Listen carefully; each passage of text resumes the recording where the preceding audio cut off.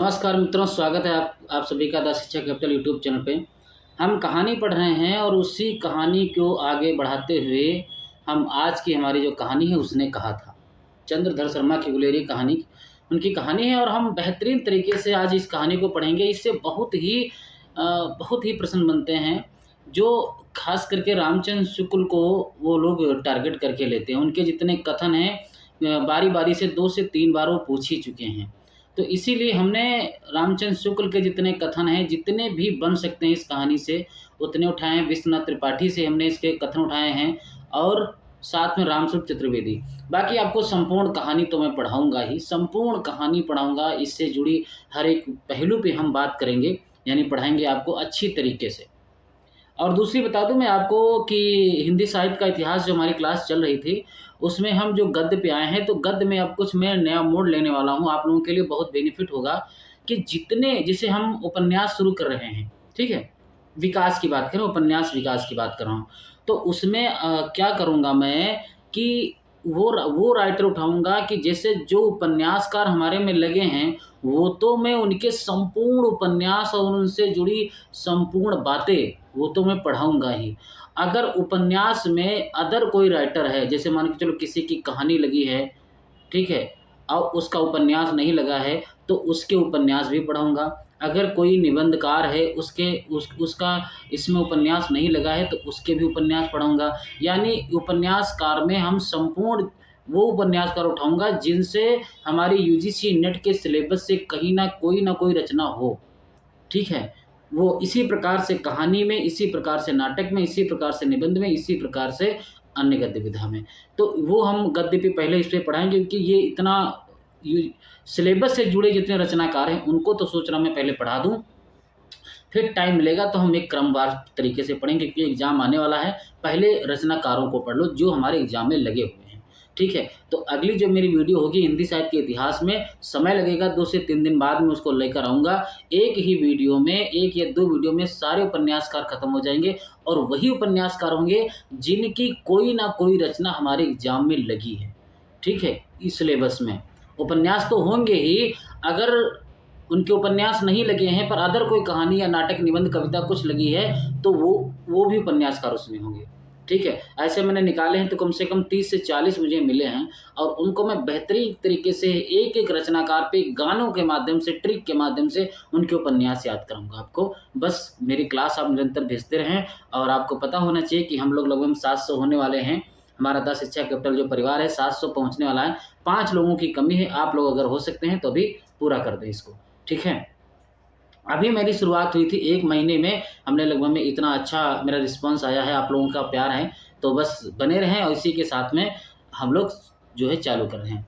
तो उसने कहा था कहानी हम पढ़ेंगे। अच्छा, इससे पहले मैं आपको बता दूँ कि अगर किसी बच्चे को नोट्स चाहिए, मुझसे पूछने लगते हैं बहुत से बच्चे व्हाट्सएप पे कि सर नोट्स के बारे में जानकारी, वो मैं जानकारी यूट्यूब पे ही सबको दे देता हूँ आपको, ठीक है? बस आपको क्या करना है, व्हाट्सएप पे है, सर मुझे नोट्स चाहिए, मैं आपको स्कैनर भेज दूँगा, ठीक है? या फिर जो मैं कह देता हूँ कि आप लोग कॉल कर लीजिए, तो कॉल इसलिए कहता हूँ क्योंकि चैटिंग में बहुत समय चला जाता है। कोई टाइप करूँ, कोई बात आपको बतानी है, तो इससे अच्छा बेटा कॉल कर लो, बता देता हूँ हर एक जल्दी-जल्दी, क्योंकि मुझे काम बहुत रहता है, आप लोगों के लिए नोट्स बनाने रहते हैं, तो मैं ही जानता हूँ कितनी मैं मेहनत करता हूँ आप लोगों के लिए। बस आप मेरे लिए मेहनत नहीं करते हैं, तो थोड़ा अच्छा नहीं लगता। आप कम से कम पढ़ते हैं तो कमेंट तो ज़रूर कर दिया करो, लाइक कर दिया करो, सब्सक्राइब कर दिया करो, बाकी कुछ नहीं चाहिए हमको आपसे, ठीक है? अगर किसी बच्चे को नोट्स चाहिए, यूजीसी नेट के सिलेबस 1 से 8 मिनट में दूँगा। अभी मैं उनकी बात नहीं कर रहा, हो सकेगा तो मैं करूँगा, वैसे अकेला हूँ तो जितना हो सकता है मैं उतनी गारंटी ले रहा हूँ, 1 से 8 मिनट। तो अभी नवरात्र आज की डेट में ख़त्म होने वाला है, ठीक है? तो अगर आज की डेट में कोई ले लेता है तो ₹249 में अगर वो कल लेगा, ठीक है? तो उसको ₹299 देने पड़ेंगे, ठीक है? नोट्स आपको संपूर्ण दिए जाएँगे, बेहतर तरीके से नोट्स दिए जाएँगे। चलो, तो उसने कहा था कहानी और इस नंबर पे आप लोग मैसेज करें, व्हाट्सएप करें, ठीक है? 97 21 56 58 और 75 इस नंबर पे व्हाट्सएप करोगे, इसी नंबर पे आपको नोट्स भेजे जाएँगे। तो उसने कहा था कहानी हम लोग चंद्रधर शर्मा गुलेरी की पढ़ेंगे, बहुत अच्छी कहानी है और आपको पढ़ने में भी बड़ी अच्छी लगेगी और इससे भाई प्रश्न बनते हैं एग्ज़ाम में हर हाल में, ठीक है? कोई ना कोई पॉइंट उठा के पूछा जाता है। तो सबसे पहली बात है कि ये कहानी बच्चा कब आई थी? 1915 में। किस पत्रिका में निकली थी? तो सरस्वती पत्रिका में निकली थी। कब? किस पत्रिका में? सरस्वती पत्रिका में। और कहानी आई कब थी? 1915 में। इम्पोर्टेंट है। चलो आगे बढ़ते हैं, इसका प्रतिपाद्य देखते हैं कि इस कहानी में लेखक ने, हम इधर ही कर लेते हैं, ज़्यादा बेहतर रहेगा। चलो इसको, हाँ, इस कहानी में याद रखना कि चरित्र लहना सिंह के माध्यम से प्रेम, कर्तव्य तथा आत्म बलिदान के पारंपरिक संघर्ष का मर्मस्पर्शी चित्रण किया गया है।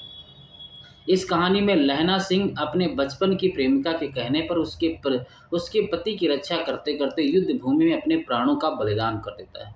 बहुत अच्छी कहानी, आपको बहुत अच्छी लगेगी। मुख्य पात्र देखते हैं लहना सिंह, जो कि जब अमृतसर में दोनों लोग मिलते हैं, लहना सिंह और होरा, तब लहना सिंह की उम्र होती है 12 वर्ष।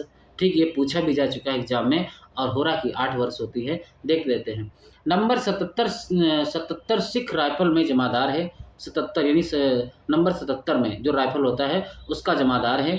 बचपन में अपने मामा के यहाँ एक लड़की से इसको प्रेम हो जाता है, और जो बाद में सूबेदारनी बनती है इन्हीं की।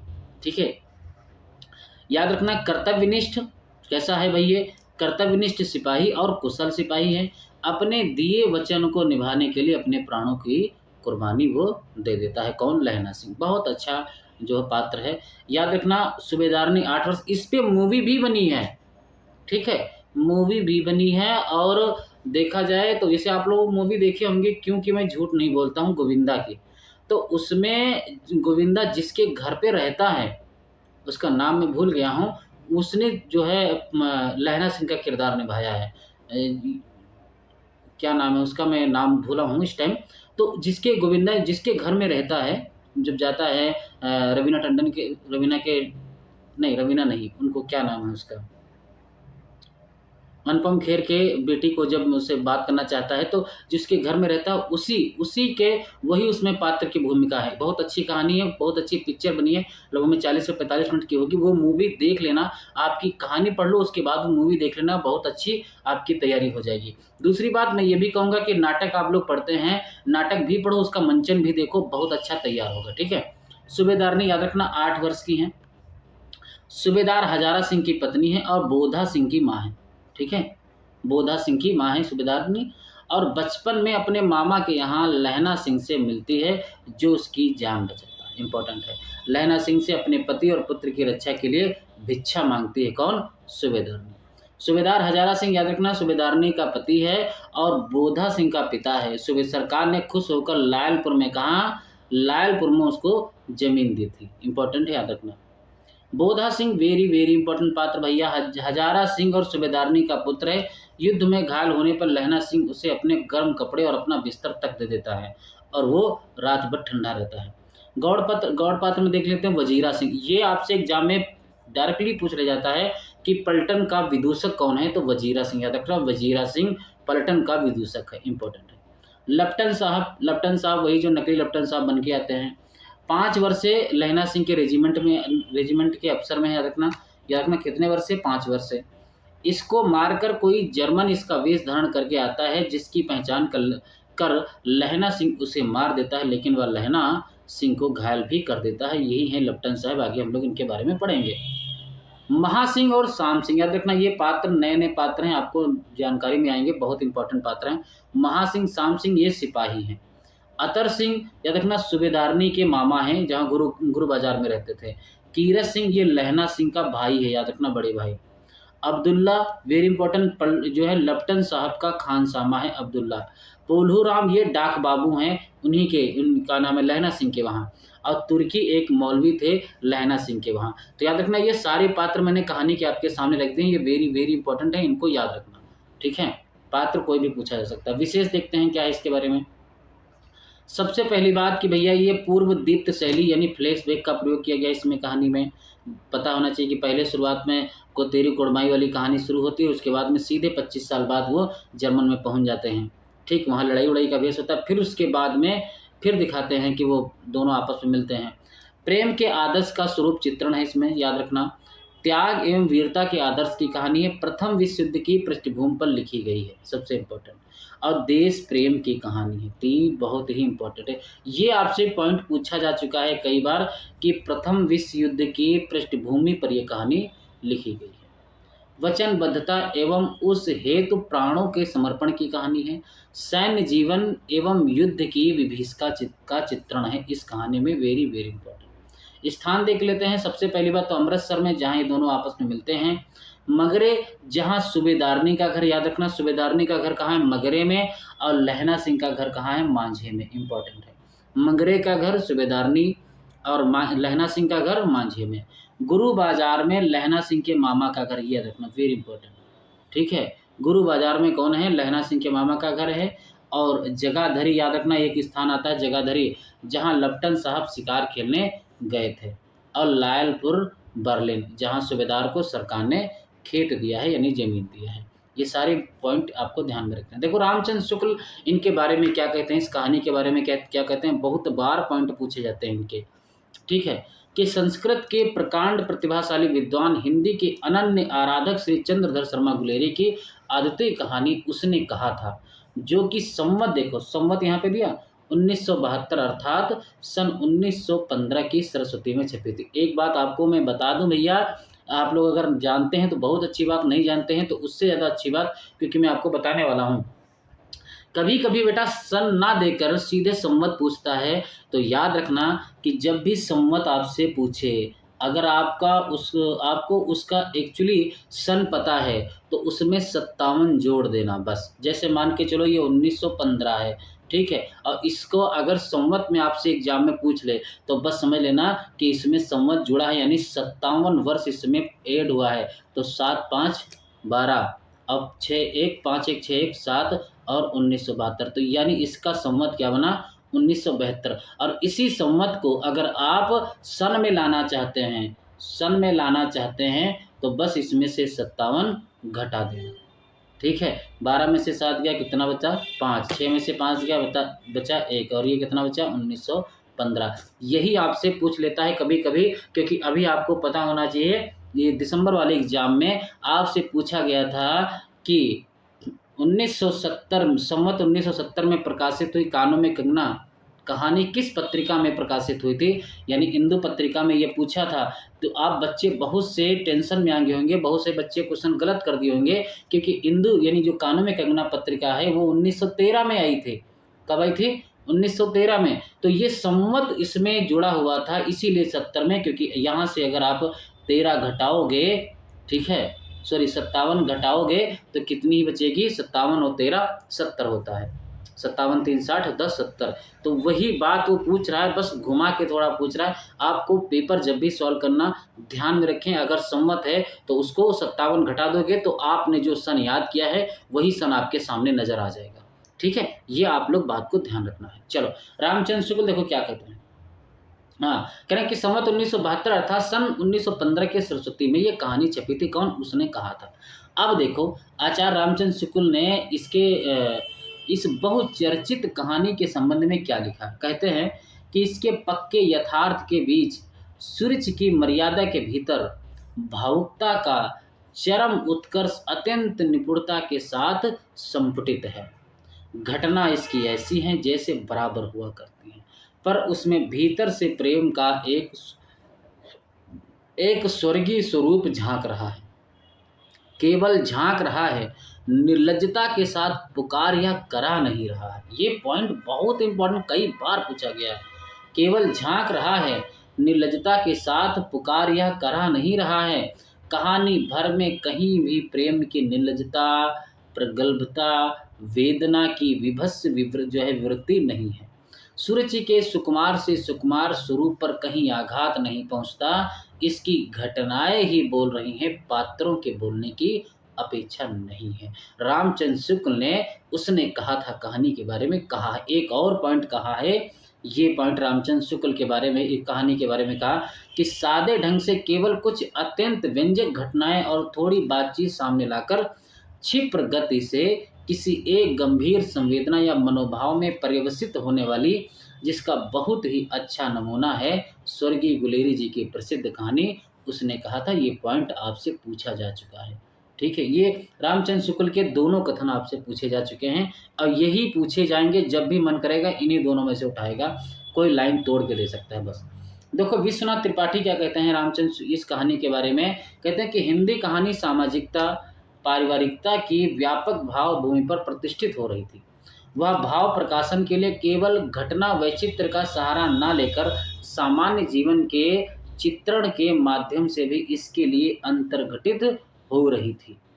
हिंदी कहानी के इस दौर की उपलब्धि हिंदी के प्रकांड विद्वान पंडित चंद्रधर शर्मा गुलेरी की कहानी उसने कहा था है। यह कहानी 1915 की सरस्वती में प्रकाशित हुई थी। सबसे बड़ी बात मैं एक बता दूं आप लोगों को कि आप लोग इनसे संबंधित आलोचक के कथन मत ढूंढने किताब में, क्योंकि जितना मैटर था मैंने उठा लिया है, आपके सामने रख दिया है।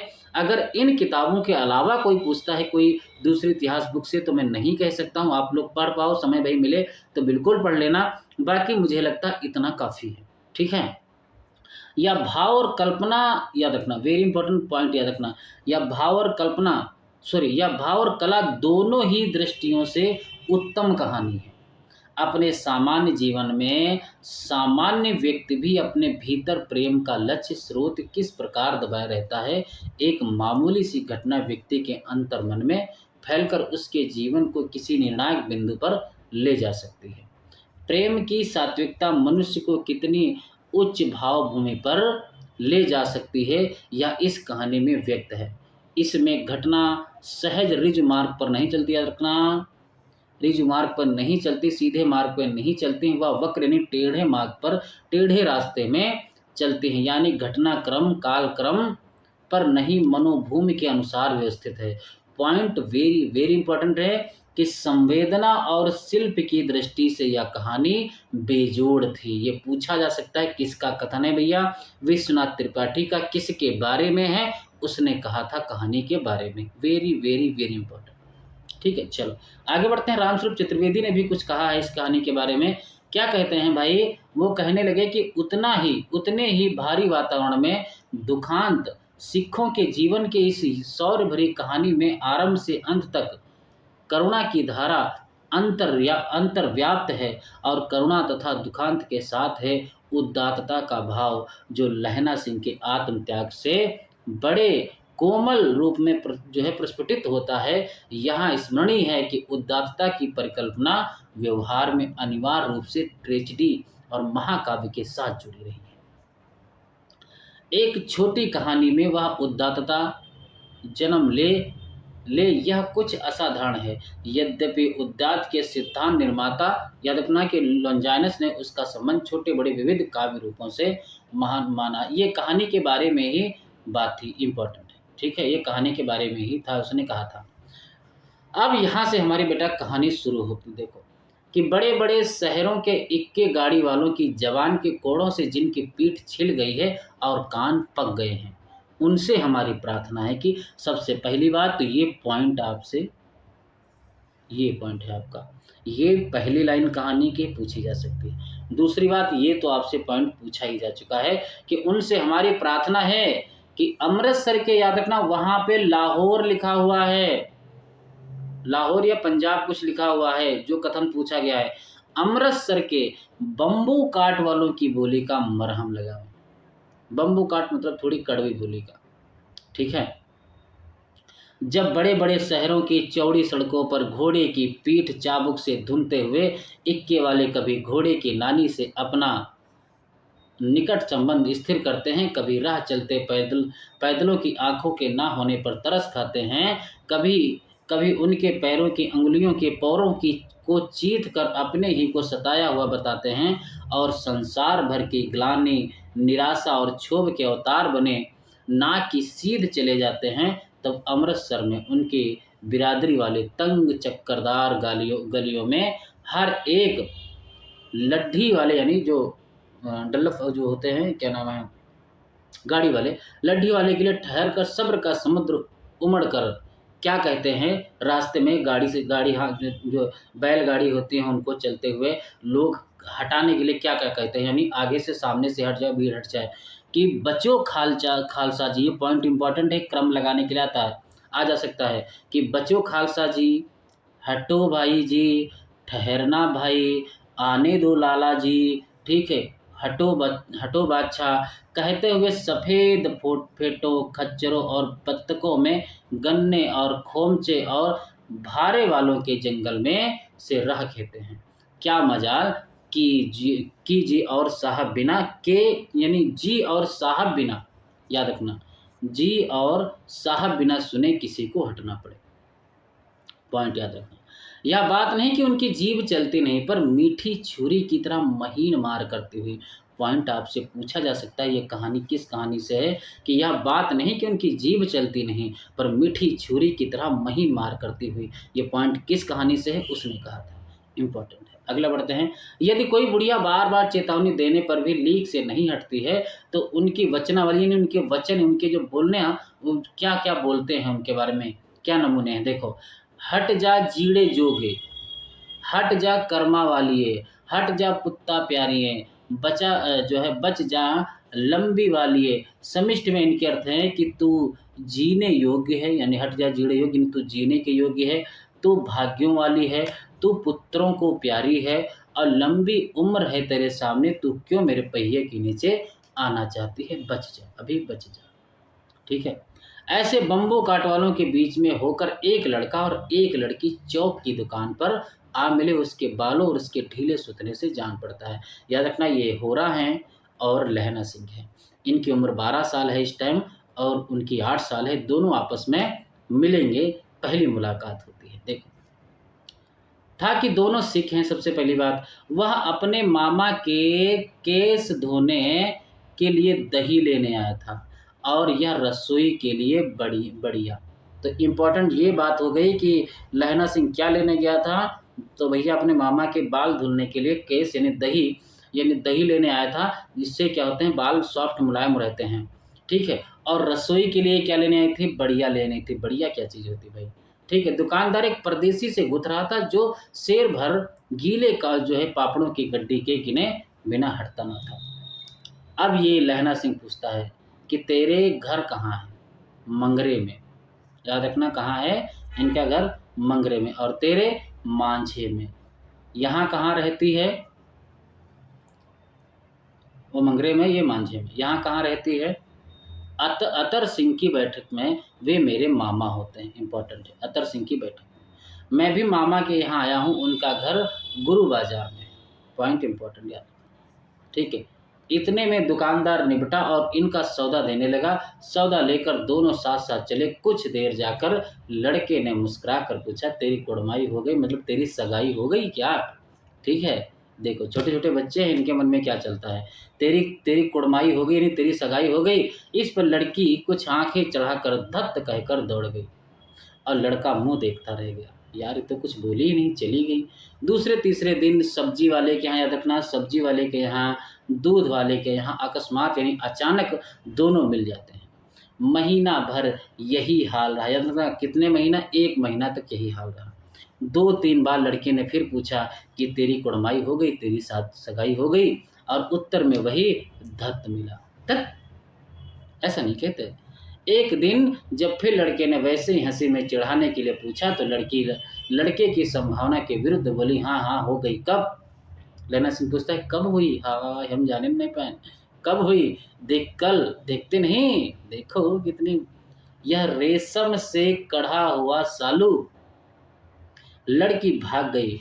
लड़के ने घर की राह ली। रास्ते में देखो इसने क्या क्या किया, नाराज होके, वियोग में ये क्या क्या करेगा, कि एक लड़के को मोरी में ढकेल दिया, एक पॉइंट, क्रम याद रखना। दूसरे, एक छावड़ी वाले की दिन भर की कमाई खाई।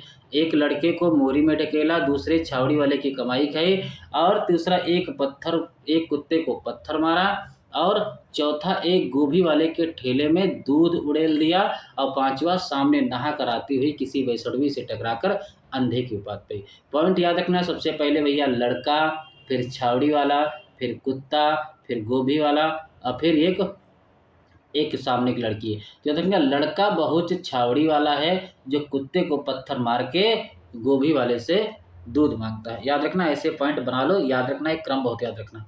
लड़का, लड़के को मोरी में ढकेलता है, मोरी गन्ने की मोरी होती है। छावड़ी वाले के दिन भर की कमाई खाई, कुत्ते को पत्थर मारा और गोभी वाले के ठेले में उड़ेल दिया, यानी ठेले में।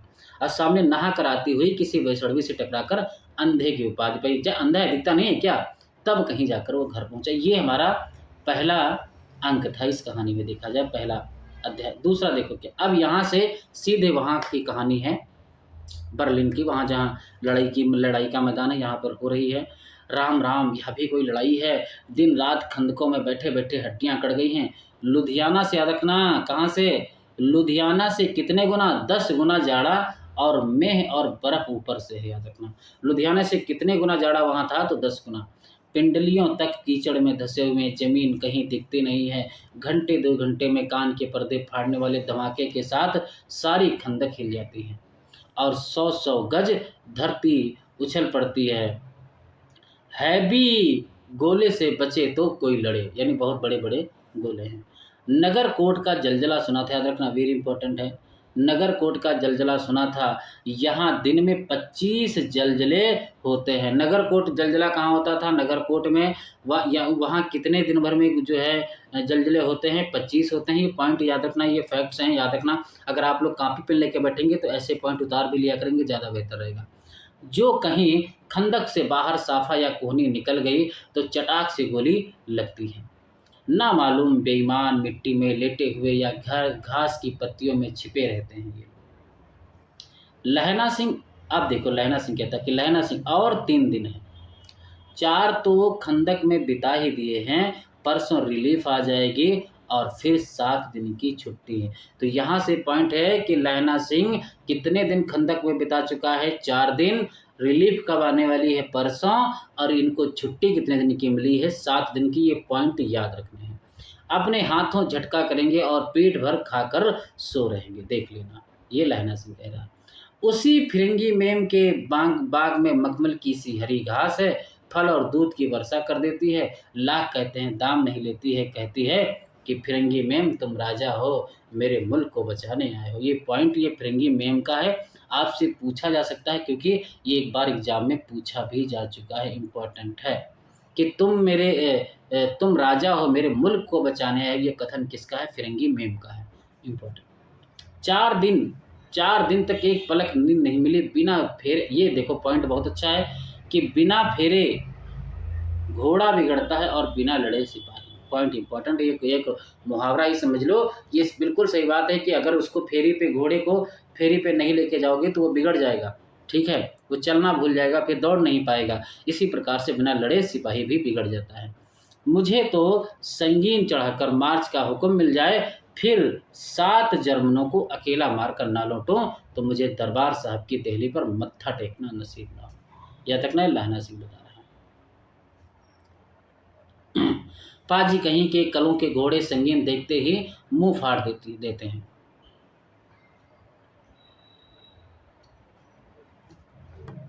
फाड़ देते हैं।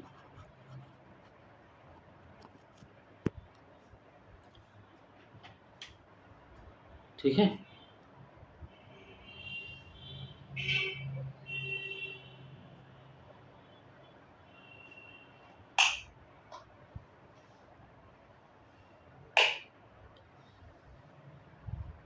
अच्छा चलो,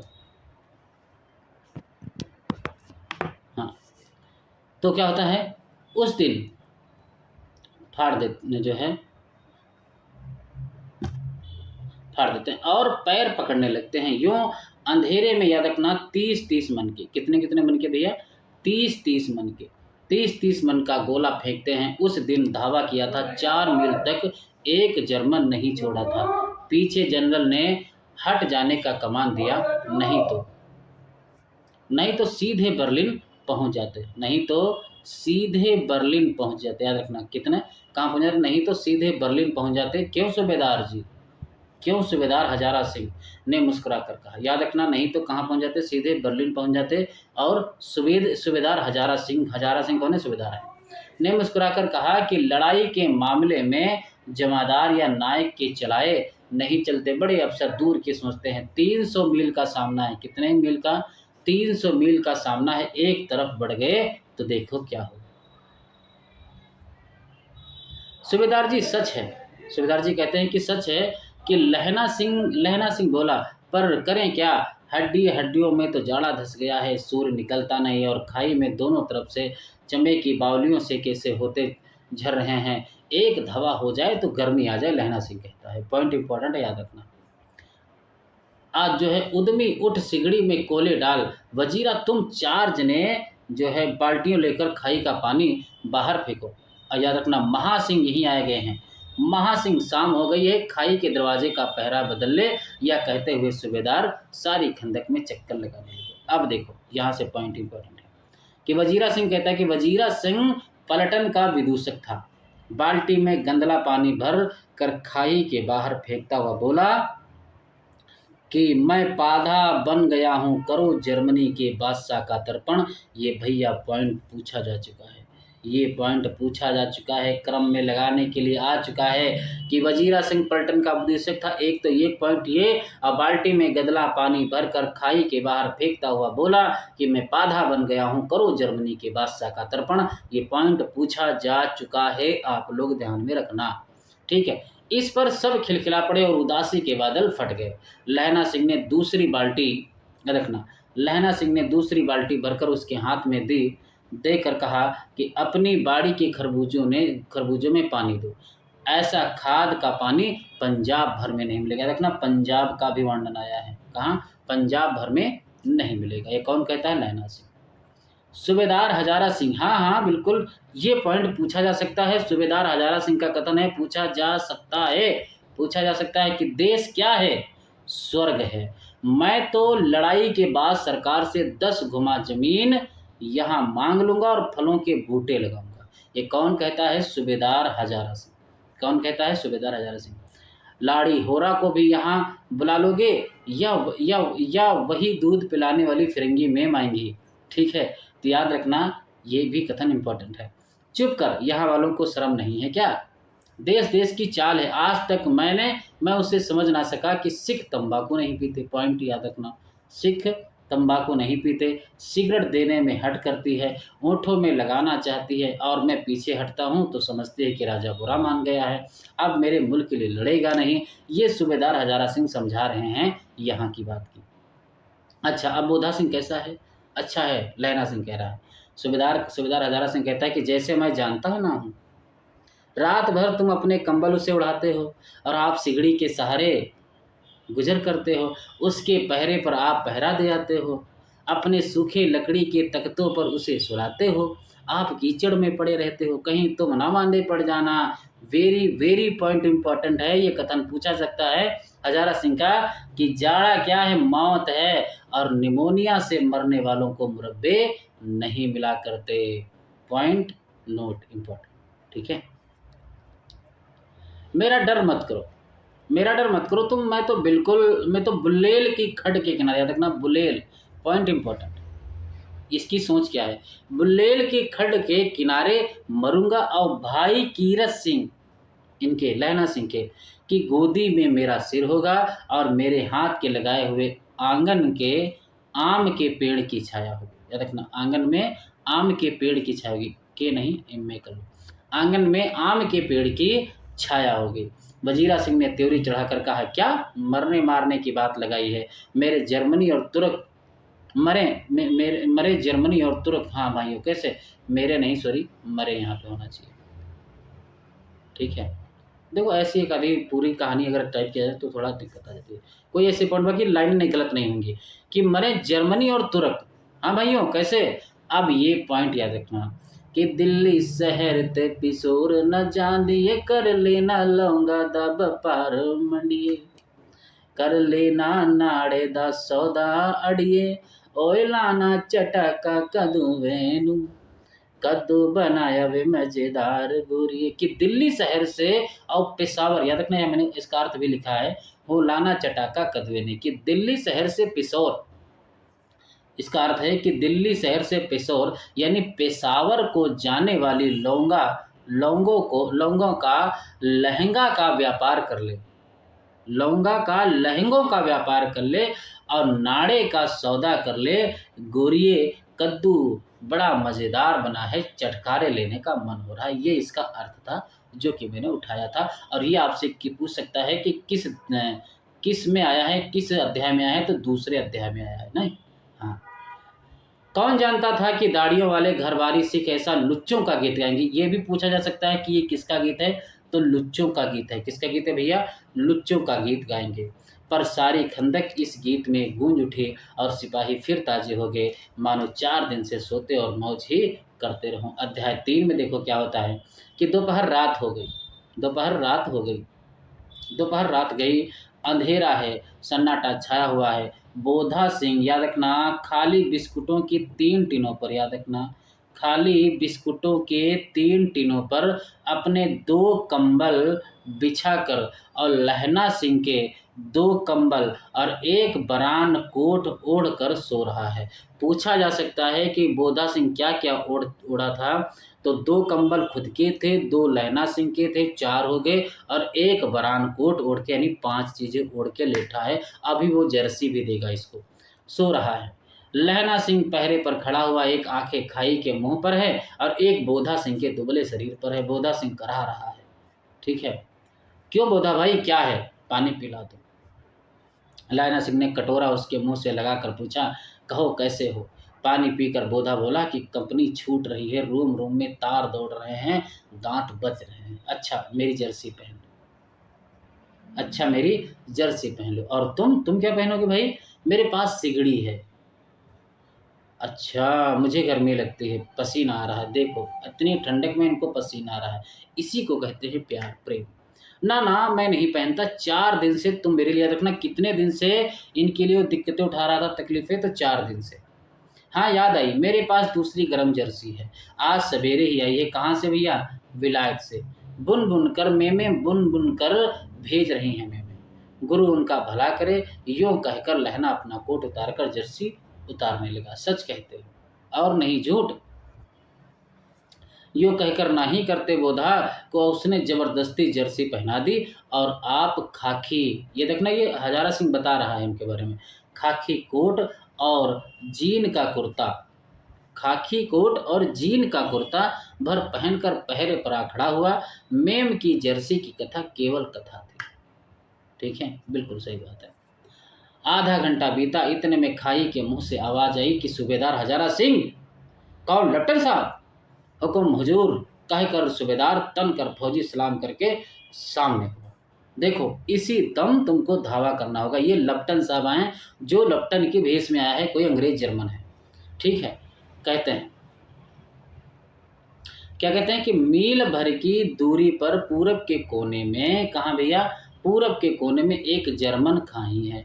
उसमें 50, याद रखना, किससे ज़्यादा, 50 से ज़्यादा जर्मन नहीं है। वहाँ जाओ, लड़ाई करो। इन पेड़ों के नीचे नीचे 2 खेत काट कर रास्ता है।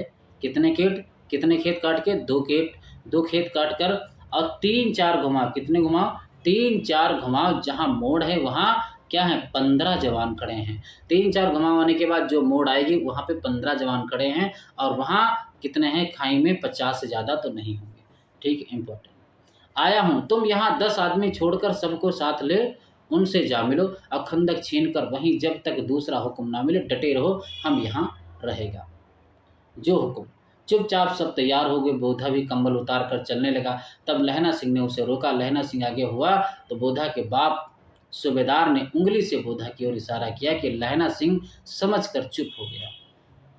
पीछे 10 आदमी कौन रहे, इस पर बड़ी हुज्जत हुई। कोई रहना ना चाहता था। समझा बुझा कर सूबेदार ने मार्च किया।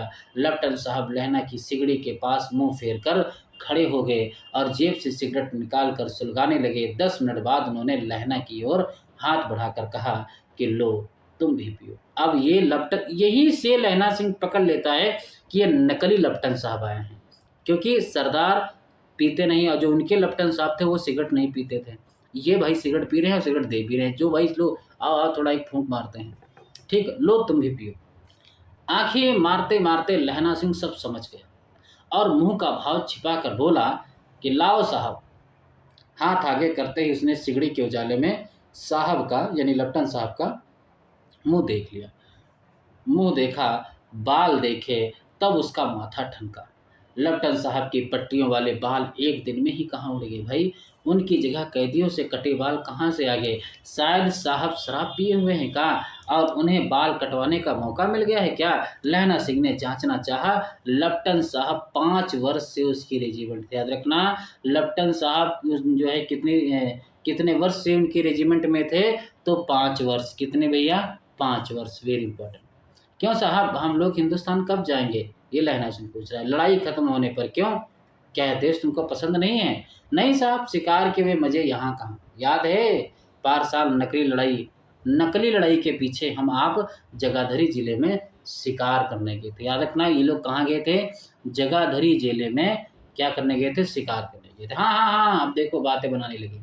हाँ हाँ, वही जब आप खोते पर सवार थे और आपका खानसामा अब्दुल्ला, याद रखना इनका खानसामा अब्दुल्ला, रास्ते के एक मंदिर में जल चढ़ाने को रह गया था। बेशक पाजी कहीं का।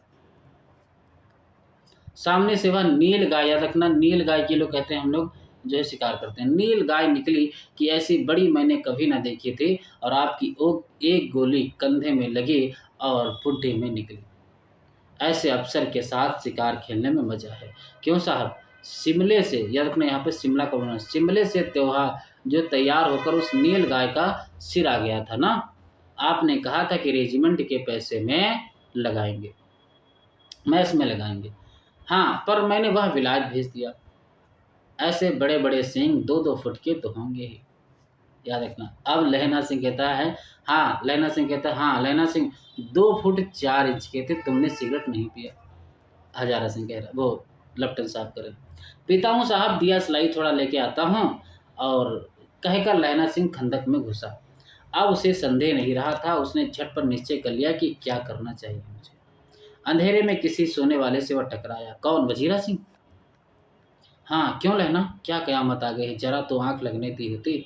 चौथा देखो, चौथा दृश्य, ठीक है, चौथा दृश्य कि होश में आओ, कयामत आई है, लपटन साहब की वर्दी पहन कर आई है। पॉइंट इंपॉर्टेंट है, सबसे पहला ही कथन इंपॉर्टेंट है। क्या लपटन साहब या तो मारे गए हैं या कैद हो गए हैं? ठीक है, उनकी वर्दी पहनकर या कोई जर्मन आया है। सूबेदार ने इसका मुंह नहीं देखा, मैंने देखा और बातें की। सहरा साफ उर्दू बोलता है पर किताबी उर्दू, और मुझे पीने को देखो सिगरेट भी दिया है उसने। ठीक है, तो अब मारेंगे, धोखा है। सूबेदार होरो और कीचड़ में चक्कर काटते फिरेंगे, यहाँ खाई पर धावा होगा। उठो, एक काम करो, पलटन के पैरों के निशान देखते देखते दौड़ जाओ, अभी बहुत दूर नहीं पहुंचे होंगे। सूबेदार से कहो एकदम लौट आए। खंदक की बात झूठ है, चले जाओ, खंदक के पीछे से निकल जाओ, पत्ता तक ना खड़के, देर मत करो। हुक्म तो यह है कि यहीं ऐसी तैसी हुक्म की। मेरा हुक्म जमादार लहना सिंह जो इस वक्त यहाँ सबसे बड़ा अफसर है, उसका हुक्म है। मैं लपटन साहब की खबर लेता हूँ। पर यहाँ तो तुम 8 हैं। याद रखना, वहाँ पे कितने लोग बचे हुए थे सब जाने के बाद? 8 लोग। 8 नहीं भैया, 10 लाख, क्योंकि एक अकालिया सिख 1.25 लाख के बराबर होता है। पॉइंट वेरी इंपॉर्टेंट, ये तो कहावत भी है अपने यहाँ कि एक सिख 1.25 लाख के बराबर। लौटकर खाई के मुहाने पर लहना सिंह दीवार से चिपक गया। उसने देखा कि लपटन साहब ने जेब से बेल के बराबर 3 गोले निकाले, यानी वो बम। तीनों को कितने गोले निकाले थे? 3। तीनों को जगह जगह खंदक की दीवारों में घुसेड़ दिया और तीनों में एक तार सा बांध दिया। तार के आगे सूत की गुत्थी थी, जिसे सिगड़ी के पास रखा। बाहर की तरफ जाकर एक दिया सलाई जलाकर गुत्थी पर रखने, इतने में बिजली की तरह दोनों हाथों से उल्टी बंदूक को उठाकर लहना सिंह ने साहब की कोहनी पर तान कर दे मारा। धमकी के साथ, याद रखना, धमकी के साथ साहब के हाथ से दिया सलाई गिर पड़ी। लहना सिंह ने एक कुंदा साहब की गर्दन पर और मारा। अब जब इनको मारा तो देखो इन्होंने क्या बोला है, ये पॉइंट इंपॉर्टेंट है। आँख मीन गट, याद रखना, आँख मीन गट कहते हुए चित हो गए। कौन? लपटन साहब। लहना सिंह ने तीनों गोले बीन कर खंदक के बाहर फेंके और साहब को घसीट कर सिगड़ी के पास लिटाया और जेबों की तलाशी ली। 3-4 लिफाफे, याद रखना कितने लिफाफे, 3-4 लिफाफे और एक डायरी निकाल कर उन्हें अपनी जेब के हवाले किया। साहब की मूर्छा हटी, याद रखना, साहब की मूर्छा हटी। लहना सिंह हंसकर बोला, क्यों लेफ्टिनेंट साहब, मिजाज कैसा है भाई तुम्हारा? आज मैंने बहुत बातें सीखी। देखो लेफ्टिनेंट साहब से पूछ रहे हैं, कौन? लहना सिंह। कि यह सीखा कि सिख सिगरेट पीते हैं, एक बात। दूसरी यह सीखा कि जगाधरी के जिले में नील गाय होती है, दूसरी बात। तीसरी, और उनके उनके 2 फुट 4 इंच की सींग होती हैं। और यह सीखा कि मुसलमान खानसामा मूर्तियों पर जल चढ़ाते हैं और लेफ्टिनेंट साहब खोते पर चढ़ते हैं। पर यह तो कहो कि ऐसी साफ उर्दू कहाँ से सीख गया भाई? हमारे लेफ्टिनेंट साहब तो बिन डेम के 5 लफ्ज भी नहीं बोला करते थे। क्यों? लहरा ने पतलून के जेबों की तलाशी नहीं ली थी। साहब ने मानो जाड़े से बचने के लिए दोनों हाथ जेबों में डाले। लहना सिंह कहता गया कि चालाक तो बड़े हो, पर मांझे का लेना, याद रखना। आप बता दिया कि कहाँ कहाँ, यानी ये मांझे में तो कहाँ मगरे में रहती है। इतने बरस लेफ्टिनेंट साहब के साथ रहा है, इसे चकमा देने के लिए 4 आंखें चाहिए। अब देखो ये बताएगा अपने यहाँ की बात कि 3 महीने हुए। सबसे पहली बात, कितने महीने? 3 महीने हुए। एक तुर्की मौलवी मेरे गांव आया था, औरतों को बच्चे होने के ताबीज बांटता था और बच्चों को दवाई देता था। चौधरी के पेड़ के नीचे मंजा बिछाकर हुक्का पीता रहता था और कहता था कि जर्मनी वाले बड़े पंडित हैं, वेद पढ़ पढ़ कर उसमें से विमान चलाने की विद्या जान गए हैं। ठीक है, गौ को नहीं मारते, हिंदुस्तान में आ जाएंगे तो गौ हत्या बंद कर देंगे। मंडी के बनियों को बहकाता कि डाक खाने से रुपया निकाल लो, सरकार का राज आने जाने वाला है। डाक बाबू पोल्हू राम, याद रखना, यही आगे कि डाक बाबू का नाम क्या था? पोल्हू राम। डाक बाबू पोल्हू राम भी डर गया था। मैंने मुल्ला जी की दाढ़ी मोड़ दी थी और गांव से बाहर निकाल कर कहा था कि जो मेरे गांव में अब पैर रखा तो साहब की जेब में से पिस्तौल चला और लहना की जांघ में गोली लगी। इतना बता रहे थे, तब तक के लिए अब ये लेफ्टिनेंट साहब गोली मार देते हैं। ठीक है, लहना की जांघ में गोली लगी। इधर लहना की हेनरी मार्टिन, याद रखना, लहना की गोली का क्या नाम था? हेनरी मार्टिन के 2 फायरों ने साहब की कपाल क्रिया कर दी। उनकी एक गोली इनकी जांघ में लगी लहना के, और लहना ने उठाई अपनी हेनरी मार्टिन बंदूक, मारी बिल्कुल धार साफ। ठीक है, धड़ाका सुनकर सब दौड़ कर आ गए कि क्या हो भाई, क्या हो। बोधा चिल्लाया, क्या है? लहना सिंह ने उसे यह कहकर सुला दिया कि एक हड़का हुआ कुत्ता आया था, मार दिया और औरों से सब हाल कह दिया। सब बंदूकें लेकर तैयार हो गए। लहना ने साफा फाड़कर, याद रखना, क्या फाड़कर? साफा फाड़कर घाव के दोनों तरफ पट्टियां कसकर बांध दी। घाव मांस में ही था। पट्टियों के सम कसने से लहू निकलना बंद हो गया था। इंपॉर्टेंट है।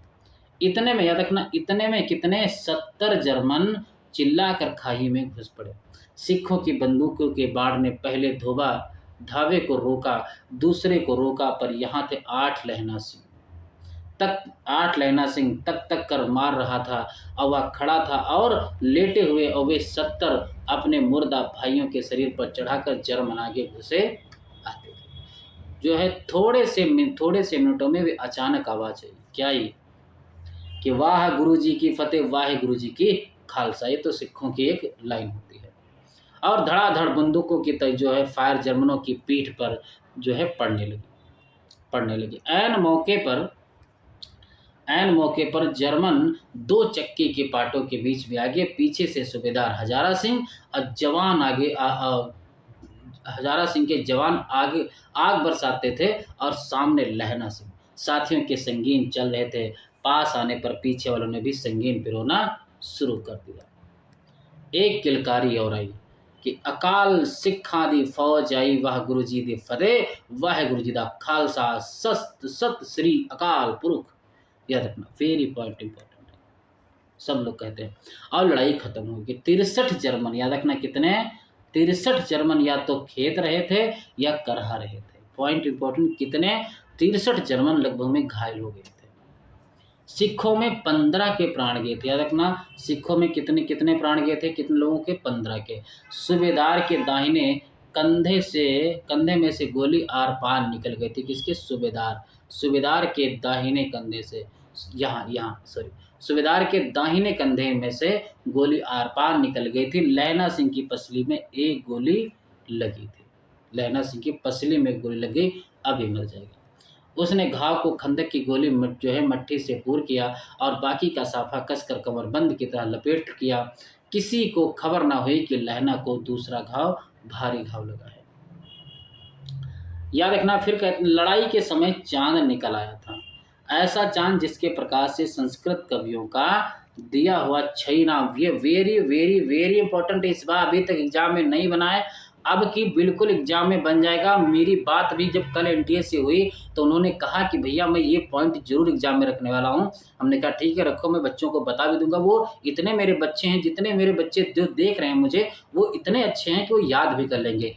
याद रखना कि लड़ाई के समय चांद निकल आया था, ऐसा चांद जिसके प्रकाश से संस्कृत कवियों का दिया हुआ छई नाम सार्थक होता है। और हवा ऐसी चल रही थी जैसे बाण भट्ट की भाषा, याद रखना, बाण भट्ट की भाषा में दंत वीड़ो उपदेश आचार्य, वेरी इंपॉर्टेंट भाई, दंत वीड़ो उपदेश आचार्य, दंत वीड़ा उपदेश आचार्य, याद रखना, दंत वीड़ा उपदेश आचार्य। दंत वीड़ा उपदेश आचार्य किसकी भाषा थी? बाण भट्ट की। किसकी भाषा थी भैया? बाण भट्ट की। बाण भट्ट की आत्मकथा किसने लिखी है? हजारी प्रसाद द्विवेदी ने लिखी। Very very very important. कब लिखी? 1946 में। वेरी वेरी इंपॉर्टेंट पॉइंट, ठीक है, ये हो गया।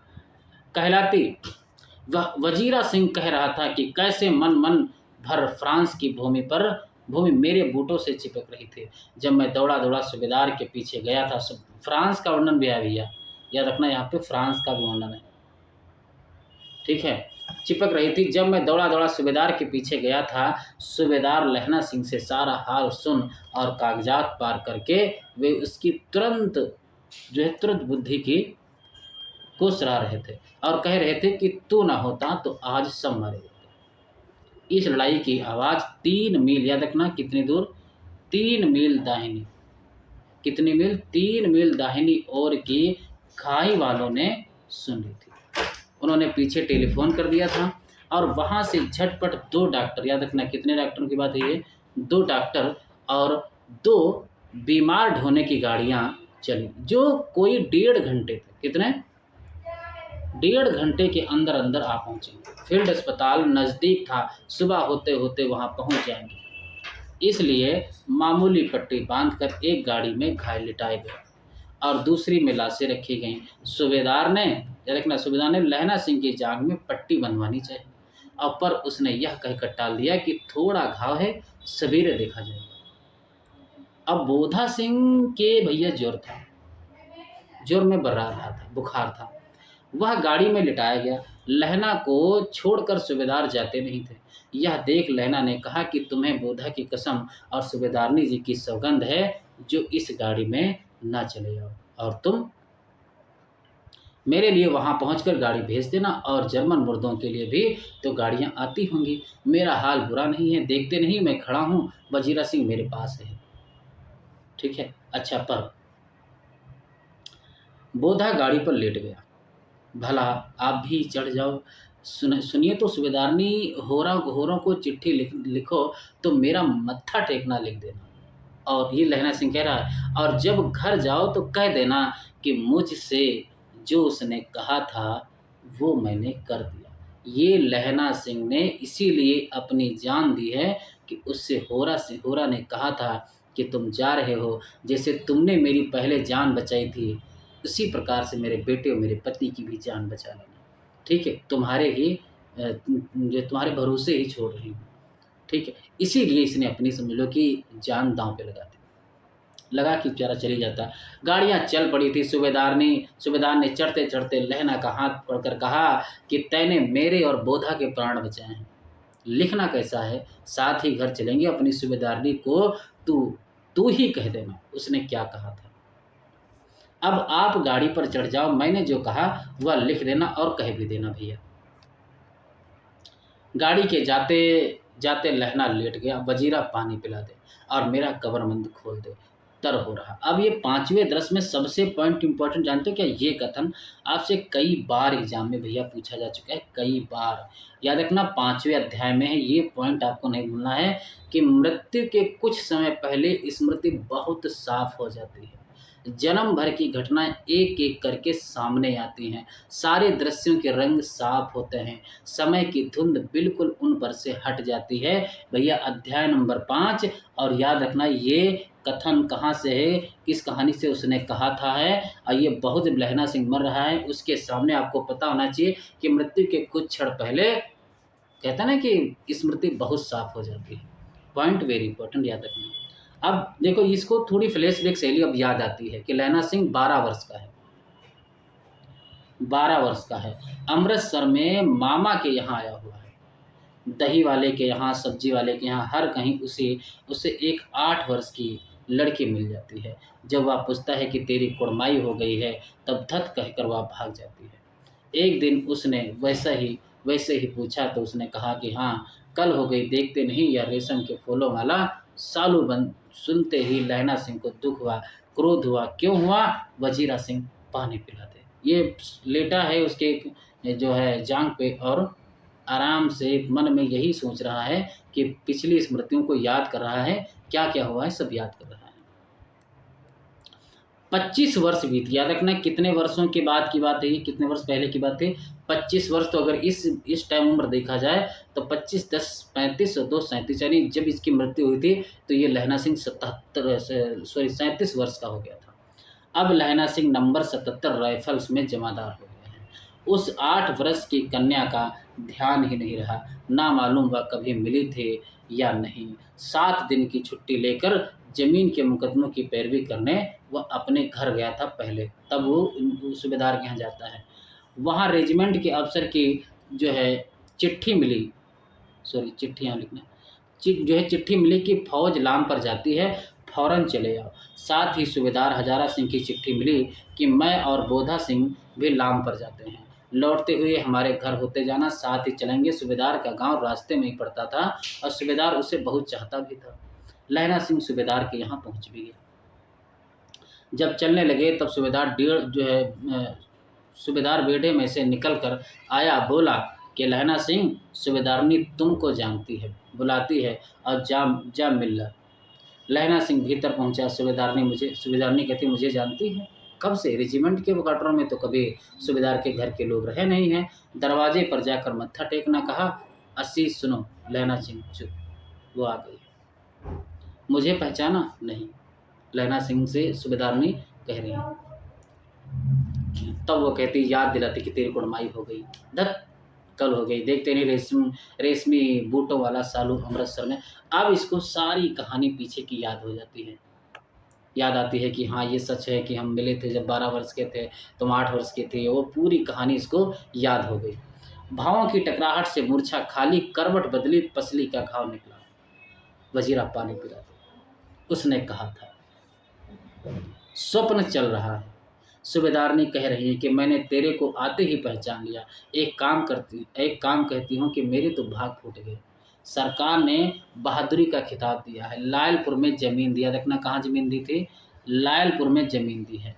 आज नमक हलाली का मौका आया है, पर सरकार ने हम तीमियों की एक बंधरिया पलटन क्यों ना बना दी, जो मैं भी सूबेदार जी के साथ चली जाती।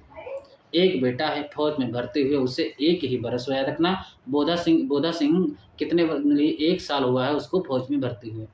उसके पीछे कितने और हुए थे? 4 और हुए, पर एक भी नहीं जिया। सूबेदारनी रोने लगी। अब दोनों जाते हैं मेरे भाग। तुम्हें याद है कि एक दिन तांगे वाले का घोड़ा दही वाले की दुकान के पास बिगड़ गया था।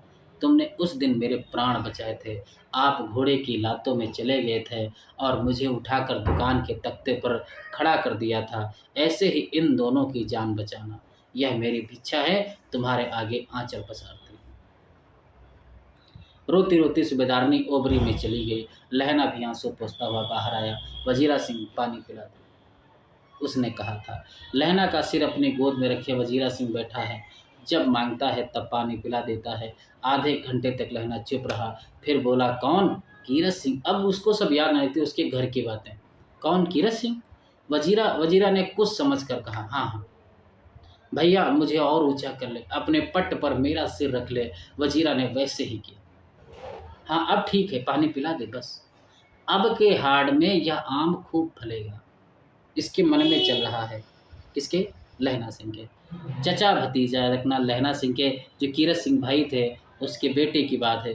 चचा भतीजा दोनों यहीं बैठकर आम खाना। जितना बड़ा तेरा भतीजा है उतना ही आम, यानी जितना बड़ा मेरा भतीजा है उतने बड़े ही आम का पेड़। जब उसका जन्म हुआ था तभी इसको पेड़ लगाया था। जिस महीने उसका जन्म हुआ था उसी महीने में मैंने इसे लगाया था। वजीरा सिंह के आंसू टप टप कर रहे टपक रहे थे। कुछ दिन पीछे लोगों ने अखबारों में पढ़ा कि फ्रांस और बेल्जियम, पॉइंट नोट, फ्रांस और बेल्जियम 68वीं सूची मैदान में धावों से मरा नंबर 77 सिख राइफल जमादार लहना सिंह। तो यही से कई पॉइंट इंपॉर्टेंट है कि सबसे पहली बात कि कहाँ की लड़ाई, फ्रांस और बेल्जियम की लड़ाई थी। कौन सी सूची में? 68वीं सूची में। मैदान के दांव में कितने नंबर का? 77 नंबर का। कौन? राइफल जो कौन? जमादार लहना सिंह। Very very important. आपको कहानी अच्छी लगी होगी।